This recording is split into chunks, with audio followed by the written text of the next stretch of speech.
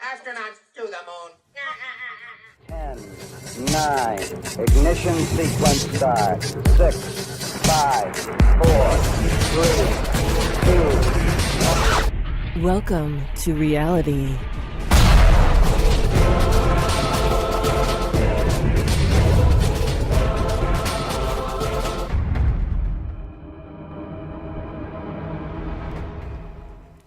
What's going on, everyone? Scientism back with another video for you. So, science. What is it all about? Is it good or is it whack? Is it all it's cracked up to be? For all you in the crowd tonight, if you're down with gravity, let me hear you make some noise.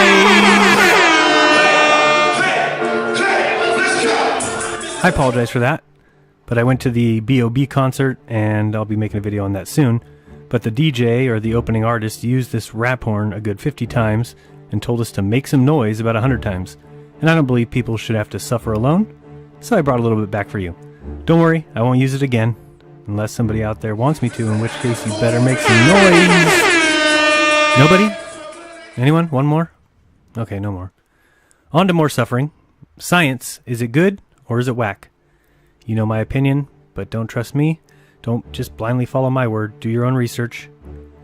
I've completed some interesting points for you, and we'll begin by going to an expert, the high priest of theoretical nonsense, Mr. Lawrence Krauss. Every day we challenge our beliefs. That's how science works. Most people think science works the other way around. But in fact, what you want to do when you come into work every day if you're a scientist is you want to prove all your colleagues are wrong.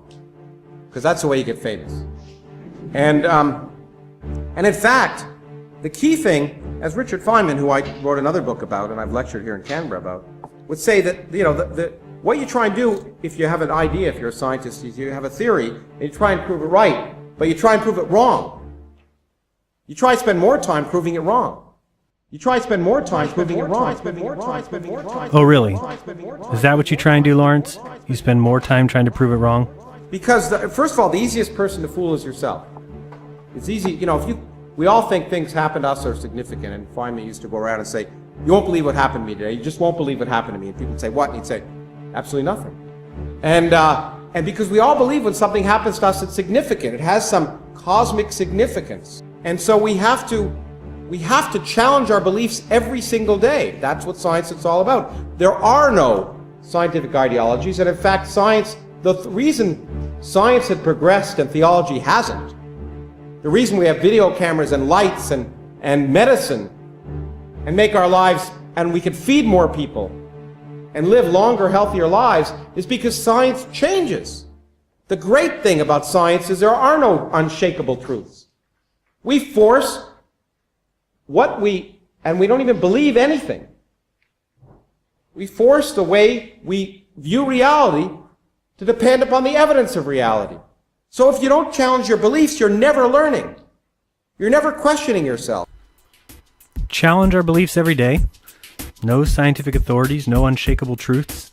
Well, it sounds good, because if you started to tell us what to believe and what beliefs are stupid, I'd have to say you're leaning towards the religion of the 21st century, the religion of Scientism. The great thing about science, there are no unshakable truths. These are up here to indicate to you, they're two scientists, that if you don't think there's a possible tension between science and religion, you're wrong. Albert Einstein, who was no atheist, nevertheless put that quote up, and it's certainly true that at least for certain of the world's religions. But not true for science, huh? No need for blind belief when you were taught it in schools and tested on it. When certain experiments are said to have proven the facts and the ones who proved otherwise are forgotten or ignored. And then we get these so-called intellectuals thinking they're smart, calling others stupid, and then they reject the creator simply because those they just called stupid did a poor job of explaining who or what God was? Doesn't make much sense. Those laws of nature you study, you think those just came into being from nothing? Really? Every year, the National Science Foundation does a study of scientific understanding, basically, and attitudes towards science. I want to quote the 2001 study because it's my favorite. Here's some depressing statistics. At that time, 53% of American adults were unaware that the last dinosaur died before the first human arose. Yeah, don't question your old beliefs, even though you said you challenge them every day. Ignore this pottery dating back 800 years by your established dating methods, or this jug dating back 1,000 years. Dinosaurs were just unearthed in the past 200 years. How did these ancient desert tribes draw these?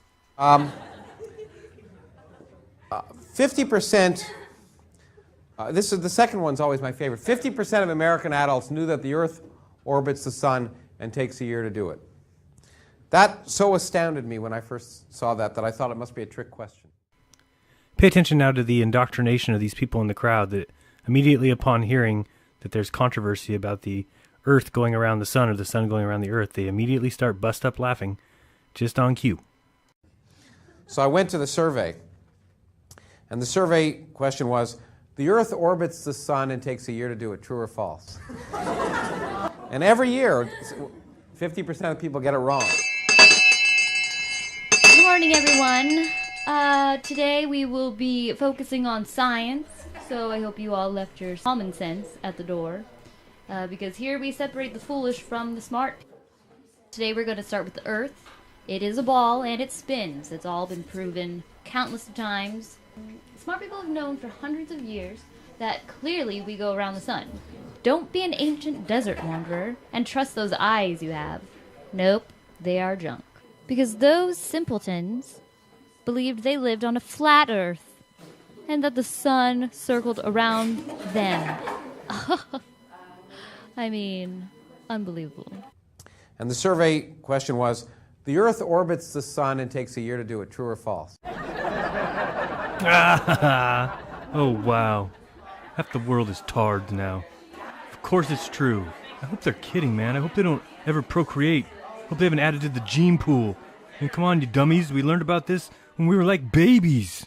It was a banner year, however. It was the first year in the history of the survey when more than 50% of American adults claimed to know that human beings as we know them today developed from earlier species of animals. First time that more than 50% were in agreement with that statement. It didn't last long if you look at lots of other. Here's another survey in 2007. 60% of American adults surveyed stated their belief that God created humans in their present form less than 10,000 years ago, in spite of the fact that that's just not true. Just nonsense. The great thing about science is there are no unshakable truths. Humans have been in their present form for a lot longer than 10,000 years. Okay? No unshakable truths except for evolution. Got it. Science has an ethos, which I think is very important, and Richard Feynman described it well. He said, the only way to have real success in science is to describe the evidence very carefully without regard to the way you feel it should be. If you have a theory, you must try and explain what's good about it and what's bad about it equally. In science, you learn a sort of standard integrity and honesty, whether you want to or not. And in fact, though the ethos of science involves a lot of things that I'm quite in favor of. Honesty. Honesty, huh? Well, we'll see by the end of your speech how honest you are. Creativity is a key aspect of science, of the ethos of science, or should be. Full disclosure. As Feynman said, you're not allowed to pick and choose. If there's data that disagrees with your theory, you have to include it. And anti-authoritarianism, which is my favorite. There are no scientific authorities. No such thing. God created humans in their present form less than 10,000 years ago, in spite of the fact that that's just not true. Just nonsense. There's scientific experts, but there's no one who's an authority in the sense that their word cannot be doubted or questioned by the lowliest, you pick the lowliest graduate student, lowliest dean, whatever. All things are subject to question, and that's a key aspect of science. Here's a statement from George W. Bush talking about evolution and intelligent design. He said, both sides ought to be properly taught so people can understand what the debate is all about. Now, this is not an intrinsically stupid statement, surprisingly. It is a perfectly reasonable statement. It's a statement that would make sense if there was a debate. What it represents is not stupidity, but ignorance. The great thing about science is there are no unshakable truths. The fact is that the president was ignorant of the fact that there was a debate, and he's not alone. Most Americans believe there's a huge debate on this issue. And so I want to talk about that a little bit.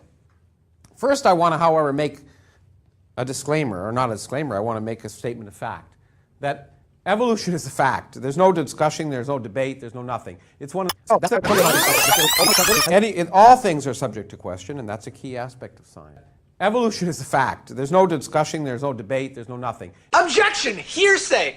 It's one of the most successful and impressive scientific theories of all time. We physicists have done a con job. We've convinced everyone that Einstein was the greatest scientist, or Newton, or something like that. But in fact, I'm pretty convinced when you look at the person who single-handedly changed our thinking about the world the greatest, I think it was Darwin. And the biologists just aren't as good at self-promotion, I guess. It's been based on over a century of observation, prediction, testing, all the hallmarks of good science. Okay, so let's lay that issue to rest. The great thing about science is there are no unshakable truths. All things are subject to question, and that's a key aspect of science. Oh, I do agree with your con job and your most successful theory of all time. Based on over a century of observation, prediction, and testing, you've observed that no species have ever turned into or evolved into another species. Prediction, since you and Darwin predicted the amount of transitional fossils we'd see, and we see nothing even close. And testing, we have never seen a species change, never seen a bacteria become a non-bacteria, yet we've tested this millions of times. All the hallmarks of awesome science. But Mr. Not an Authority says evolution is a fact. There's no discussion, no debate, no nothing. Let's look quickly at the idea of evolution. Now think, let's say we have a small dog, and he dies in 2016, and we've got a much bigger dog, say a Great Dane, and he dies also in 2016, and 1,000 years go by, and dogs at this point are now extinct, and then we've got some archaeologists that are digging in 1,000 years, and they happen to find these two dogs. Well, scientists would just say that the smaller dog evolved into the larger dog. That's not right. Let's think even on an even deeper level regarding evolution. If you think of speciation, we have unique skulls, and throughout the whole process, they have one skull that differentiates a species from another skull.